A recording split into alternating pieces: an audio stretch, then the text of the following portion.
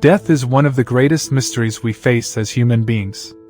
It is both an ending and a beginning, a closing of one door and the quiet opening of another. And while science offers little more than silence after the final heartbeat, Buddhist tradition speaks with remarkable clarity about what happens in the time just beyond, the first 49 days after death. According to Buddhist teachings, the moment of death is not the end of consciousness. Instead, it is a profound transition, the beginning of a delicate and sacred journey of the soul. In particular, Tibetan Buddhism offers detailed insight into this process through what is known as the Bardo, a term that means intermediate state. And it is within this realm, this space between death and rebirth, that the soul lingers for approximately 49 days. But why 49 days? In many Buddhist traditions, especially in Tibetan and Mahayana schools, 49 days is believed to be the average time it takes for the consciousness to find its next rebirth. This period is not fixed like a rule, it can be shorter or longer depending on one's karma, but 49 days is seen as a spiritually significant window. During this time, the consciousness, or stream of being, is said to pass through various stages, experiencing visions, emotions, and karmic reflections that shape what happens next. To understand this deeply, it helps to first know that Buddhism does not view the self as a permanent, unchanging soul.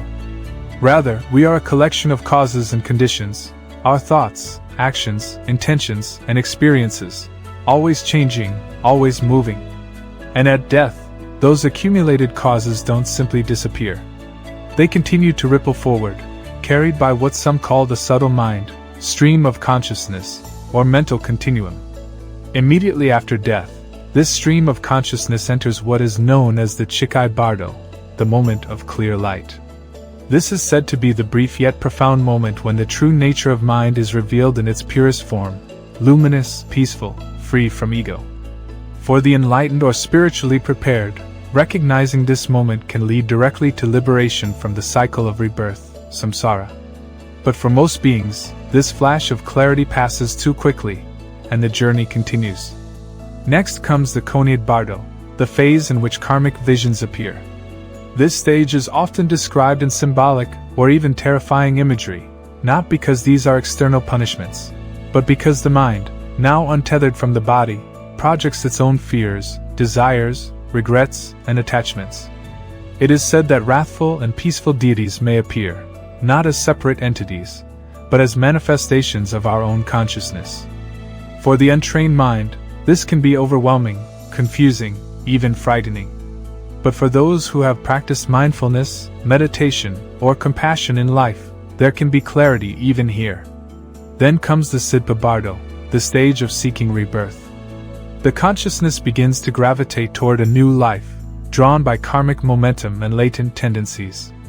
The being may see scenes from future parents, environments, or circumstances, and will feel pulled toward a particular rebirth, whether in a human form, animal, or other realm of existence, depending on their accumulated karma. For Buddhists, this 49-day journey is not random, and it's not hopeless. It is filled with potential, for liberation, for growth, for release. And that's why rituals during this time are so important. In many cultures influenced by Buddhist practice, especially in Tibet, China, Vietnam, Japan, and Korea, families hold special ceremonies, prayers, and offerings during these 49 days. Monks are invited to chant sutras, transfer merit, and guide the departed through this spiritual transition. Because the 49-day period is believed to be a time of great transition, uncertainty, and opportunity, many Buddhist cultures emphasize the importance of performing rituals and acts of merit during this window, not for the sake of tradition, but as a real means of support for the one who has passed. In Tibetan Buddhism, for example, it is taught that the deceased can still be influenced by the energy of the living. That's why families engage in daily chanting of sacred texts, such as the Tibetan Book of the Dead, Bardo Thodol, or the Amitabha Sutra, which are believed to help guide the consciousness through the different stages of the Bardo. These texts not only serve as spiritual maps but also carry the vibrational power of compassion, which can soothe the fearful and lost mind of the departed. Equally important are acts of merit transfer, generous deeds done in the name of the deceased. This may include feeding the poor, releasing animals back into nature, supporting temples, or simply practicing kindness and mindfulness in daily life. According to Buddhist belief, the merit generated by these actions can be dedicated to the soul of the departed, helping them gain clarity, reduce karmic burden, and find a more favorable rebirth. In many East Asian cultures influenced by Mahayana Buddhism, including Vietnam, China, and Japan, the 49th day marks a final farewell ceremony, a spiritual closing of the transitional window.